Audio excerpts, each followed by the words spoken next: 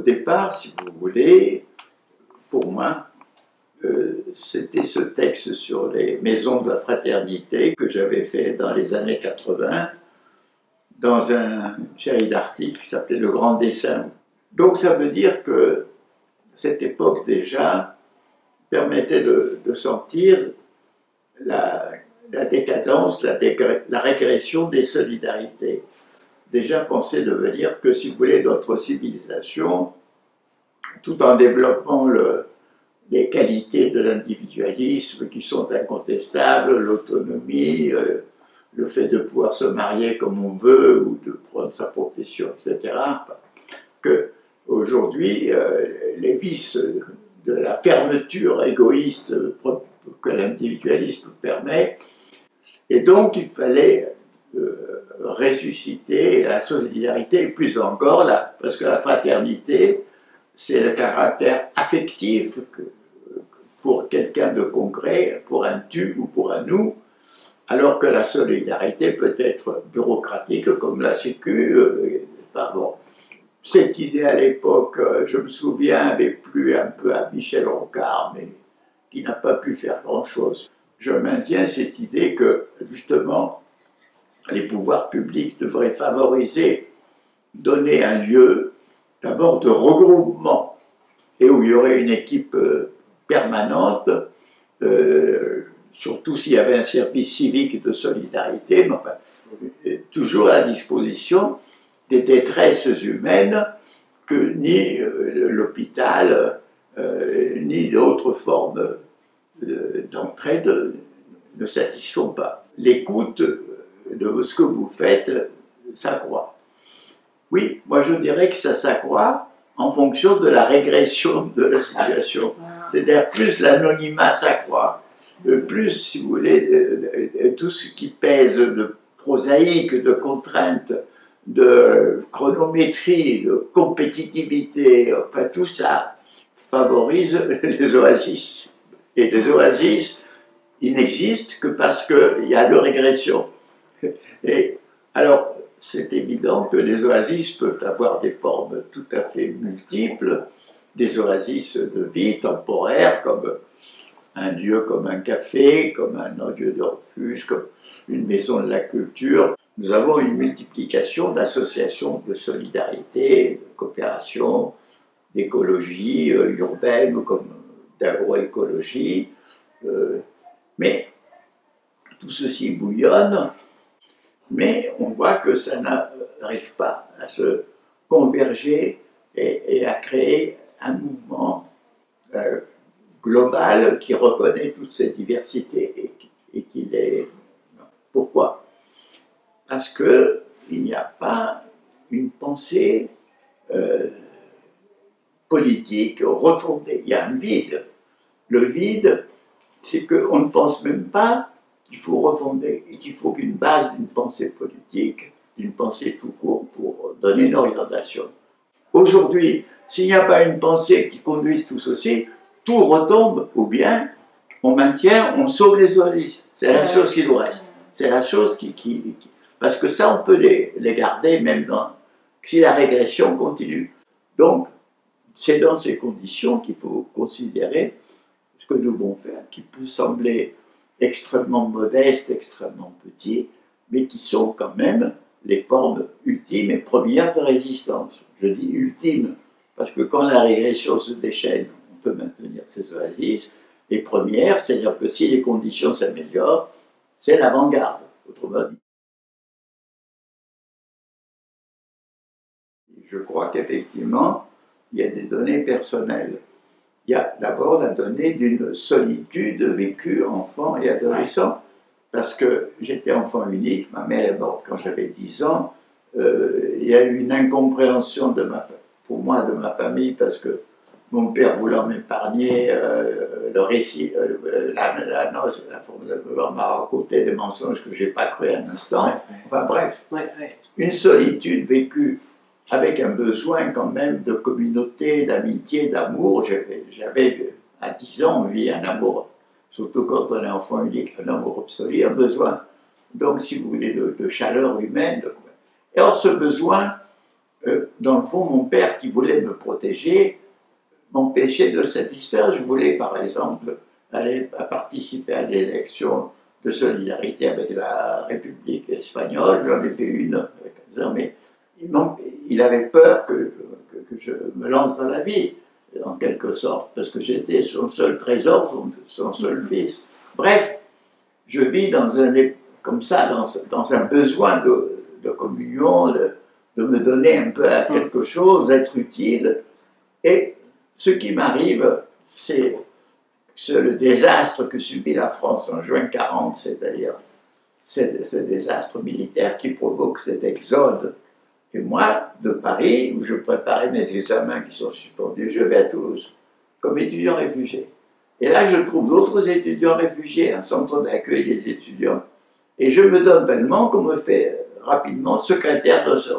Rien que le fait de pouvoir loger des types qui arrivent et leur trouver un logement, de leur dire voilà, vous allez pouvoir bouffer, rien de pouvoir d'être. Et de trouver des camarades de toutes sortes. Et dans le fond, j'ai toujours éprouvé ce besoin de relations humaines qui ne m'a pas quitté. Même, je dirais que de se lancer dans la résistance, c'est quelque chose qui est le terme d'un combat intérieur, parce que le combat intérieur entre, disons, là, je veux le vivre, je me dis j'ai 20 ans, je veux avoir une vie amoureuse, une vie intellectuelle, une vie intelligente, une vie active. Et en même temps, je me dis, si je donne la résistance, je peux tout de suite risquer d'être arrêté, torturé ou tué. Et donc, c'était cette. Mais la contradiction a été levée quand j'ai compris que vivre et survivre dans ces conditions, c'est pas la même chose. Et que vivre dans certaines conditions, c'est accepter le risque de mort.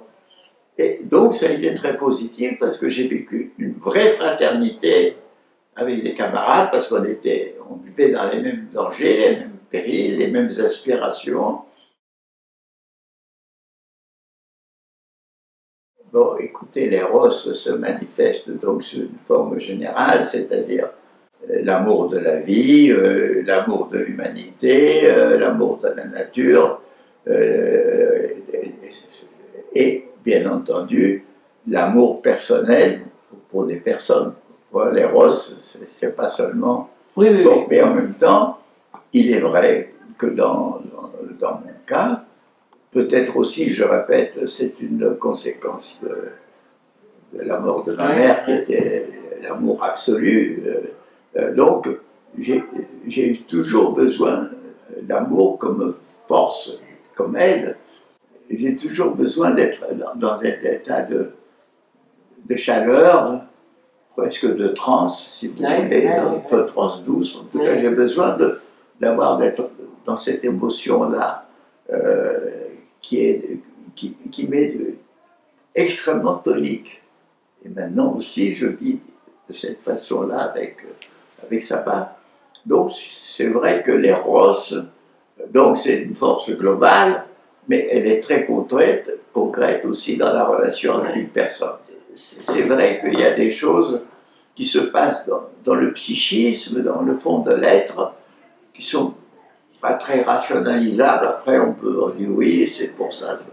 Mais, et je trouve que c'est très, très, très important, ce sentiment-là qui est physique tout en étant psychique. Vous savez, il y a deux bouts par lesquels prendre ce problème. Le premier bout, c'est que l'adolescence, la jeunesse, est un âge à la fois où fermentent des aspirations et des révoltes. Parfois, on ne le voit pas parce qu'on se dit que cette jeunesse est apathique.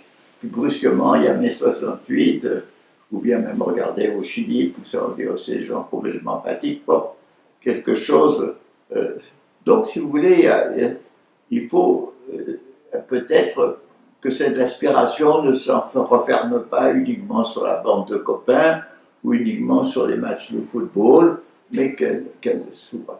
Regardez, il y a un phénomène étonnant qui était imprévu, c'est que cette cause écologique, voici qu'une petite Jeanne d'Arc suédoise, qui a exactement l'âge de Jeanne d'Arc, prend en cause, l'incorpore avec une grande intelligence et une grande sensibilité.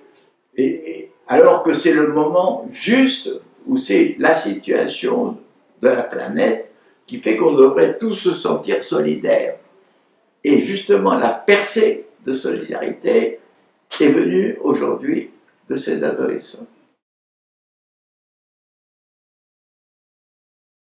Aujourd'hui, avec la domination du profit et le déchaînement de la mondialisation, c'est très difficile de pouvoir changer d'orientation. Mais il dit qu'il faut changer d'orientation. Donc, il arrive à une conscience fondamentale. La nature, c'est en même temps nous, et nous, c'est en même temps une nouvelle politique. Donc, c'est ce chemin qu'il faut qu'on puisse faire. Et alors, une fois qu'on a fait ce chemin, comment? Moi, j'ai fait une contribution qui, évidemment, n'a pas touché les milieux politiques, etc. Ce livre qui s'appelle La Voix. Vous l'avez vu? Bien sûr. La Voix. Bon, la Voix, c'est pour dire qu'un autre chemin est possible, avec une autre façon de penser. Parce qu'évidemment, il ne faut plus penser croissance. Il faut penser, oui, l'économie solidaire doit croître, mais il y a beaucoup d'économies qui doivent décroître. C'est de ne plus penser en développement technique. Oui, il faut penser en enveloppement, communauté, fraternité. Donc, il faut une nouvelle façon de penser qui est compliquée. Mais donc, on est au préliminaire de tout ça. Mais si déjà, à partir de la conscience écologique de la jeunesse, il y a le fil qui conduit. Pour suivre ce fil, il faut le pousser. Et dans mon livre Terre-Patrie, j'étais pour la religion, que j'ai appelé la religion de la perdition, en disant, à la différence de la religion qui nous dit « soyons frères pour que nous soyons sauvés », j'ai dit « soyons frères parce que nous sommes perdus ». Nous sommes perdus sur une petite planète minuscule, d'un soleil de banlieue, d'un univers gigantesque. On ne sait pas pourquoi la vie est née, pourquoi nous sommes nés, pourquoi nous sommes en bas. C'est incompréhensible. Eh bien, au moins, nous avons ce destin commun. Fraternisons. Et aujourd'hui, je dis, le destin commun de l'humanité à la mondialisation doit nous pousser à fraterniser. Ça fait beaucoup. Non, Alain? Oui, oui, on pourrait continuer des siècles, mais on va s'arrêter. Oui, oui, Merci. Merci à vous.